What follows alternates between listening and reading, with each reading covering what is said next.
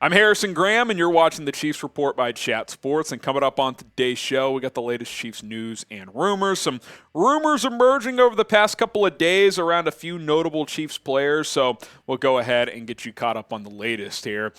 Story number one, will the Chiefs re-sign JuJu Smith-Schuster? Jeremy Fowler of ESPN reports that the Chiefs would like to re-sign JuJu, but, quote, that will cost them. So what does that mean? Is that $20 million a year? Is that $18 million a year? Does he want a multi-year deal? Is he cool signing another 1 year? It's hard to say. It's a bit of a vague phrase there from Jeremy Fowler, but I do like the idea of bringing JuJu back. I mean, I think you got everything you could have asked for out of this guy and more when they signed him. Coming off the injury-riddled season with the Steelers in 2021, if you had told me he's going to catch almost 80 balls for almost 1,000 yards, I'd be like, yeah, sign me up. Like 12 million, 13 mil, whatever he ended up getting, that's overproducing at that price tag. So I definitely think he'll want a pay raise. Now, could you get him at like 16, 17 million a year? Like, I would love like a 3-year, $50 million contract. That's about 17 a year. You get a little bit of long-term security there as he's still a young player. I would certainly like to bring him back into the fold. I think Mahomes trusted him pretty early on. We saw him go to JuJu on a few key third downs in the Super Bowl against Philadelphia. I think that's notable as well. And I think he played well. I think he was a good culture fit with the Chiefs, and we've seen that with many players, right? Kadarius Toney's a good example of you bring guys into this culture and they fit in well because you have good leadership with Andy Reid and Brett Veach, Patrick Mahomes and Travis Kelce as veteran players, Chris Jones and some other guys, and I think JuJu was certainly a good fit, and I think they would like to bring him back, and certainly that almost assuredly, and Fowler even reported this, that they are bracing to lose McCole Hardman. I don't think he's going to be back, so keep that in mind as well. Now, you look at the top wide receiver free agents, JuJu could make a pretty penny because he's arguably the best one, right? You know, maybe some would say Odell Beckham Jr., the other OBJ, but he did not play at all this past year. Michael Thomas, who hasn't been cut yet, but many expect he will, but if he doesn't, then he's not available. Jacoby Myers with the Patriots, he's not as good as JuJu. DJ Chark's not as good. Obviously, Hardman there, Allen Lazard, Paris Campbell, Julio's kind of cooked. The point being is, JuJu might get $20 million a year, man. He might get $21 million. It's going to come down to price. You know, I think we're seeing Brett Veach right now really kind of get the calculator out and figure out, okay, how much money am I going to allocate for this guy?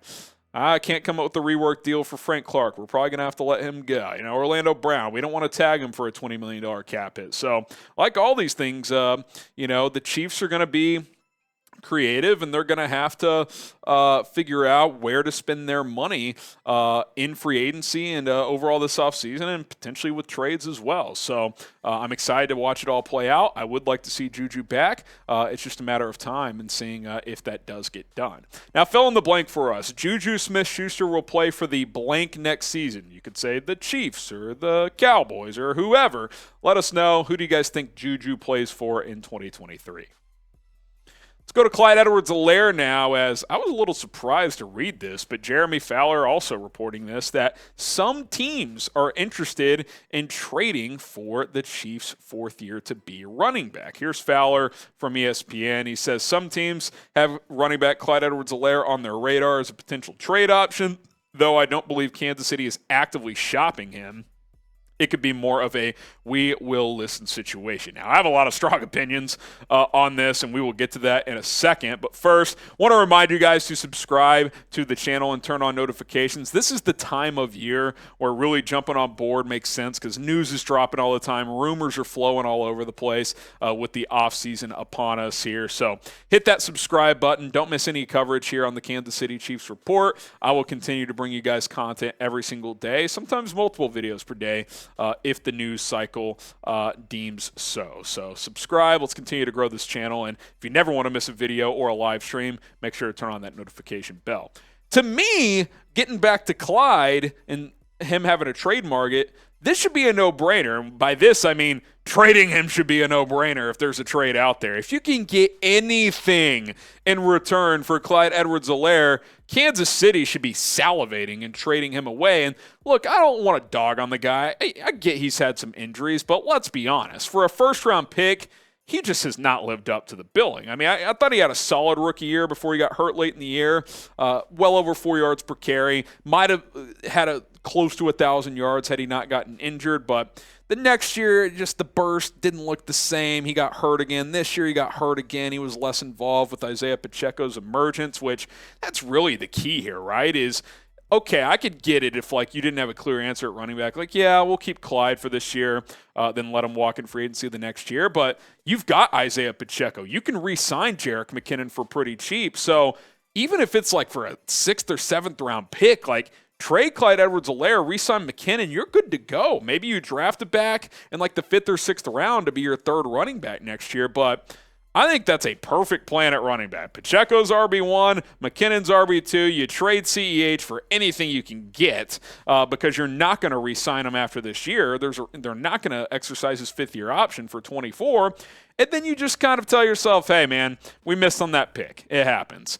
It's okay. Like, all good general managers miss on picks. There's no problem whatsoever. And I think it's a good lesson learned. You found Isiah Pacheco in the 7th round, and he might be a top 10 running back next year. Who knows? Like, he came on that strong this season. So I would trade Edwards-Helaire if any trade was on the table.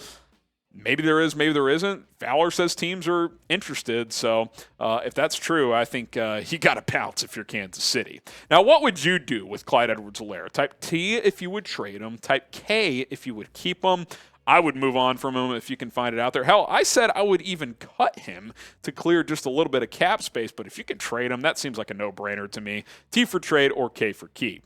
Now, what's also a no-brainer is to get some Kansas City Chiefs St. Patrick's Day gear. A couple different T-shirts available for you guys at chatsports.com/Chiefs green. Celebrate St. Patty's Day the right way by rocking your green T-shirt. That way you don't get pinched, and you can also rep your squad while doing so. We even got some socks available for you guys. You want to get some tube socks for St. Patty's Day, you can do that as well. Chatsports.com/Chiefs green. That link in the description and in the comments of today's video.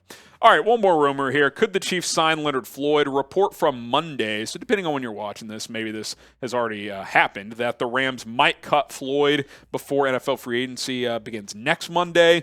I'm intrigued by this if I'm Kansas City, especially with the Frank Clark development.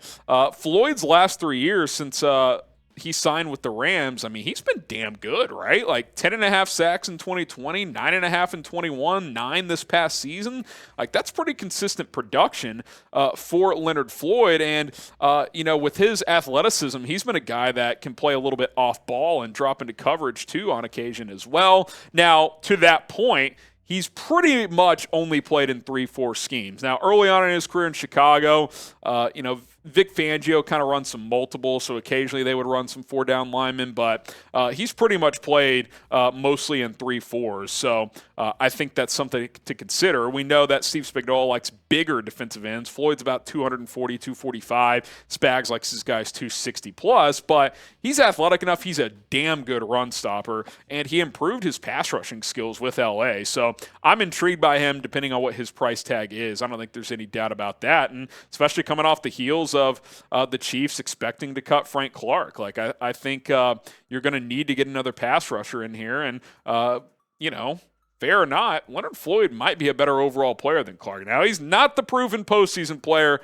Clark is. So don't cancel me. I'm not saying that. I'm just saying that Leonard Floyd is a good player, and I think a decent option if he does indeed hit the open market, and he is someone you would have to plug and play here. I think he'd be a starting defensive end opposite of George Karlaftis, and then you got Michael Dana as a rotation guy. Maybe Carlos Dunlap returns on a cheap deal to be a veteran pass rusher. I think you can be okay even without Frank Clark in the picture. Now, would you sign Leonard Floyd? Type S for sign or P for pass. I would be interested in signing him. Be curious to see if the Chiefs will be. S for sign or P for pass. Let me know down in the comments section.